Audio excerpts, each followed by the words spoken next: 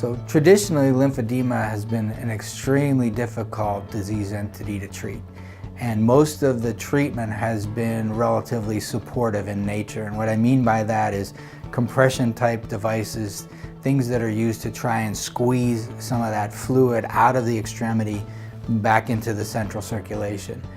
That involves on a daily basis and maybe even several times a day of wrapping that extremity and with a compressive device to try and get that fluid out of the extremity and back into the central circulation.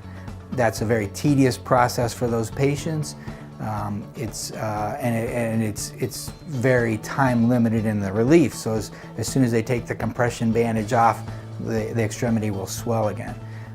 There have been some innovative surgeries that have been performed, but there are very, very few physicians in the country now that perform this procedure where they actually reconnect lymphatics to the venous system to help try and drain, or to transplant a lymph node from one area of the body to the other.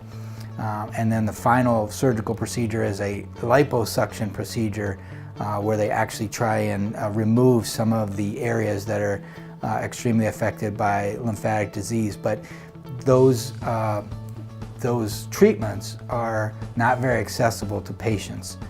There's just not many people doing them. They're extremely expensive to have done, and very few people have access to that kind of care. And the results, although good, are not spectacular. Our treatment for lymphedema is much more affordable for the patient, much less of a risk to the patient, as well as a much more benign procedure to go through. And we've seen good results with this type of treatment in several patients.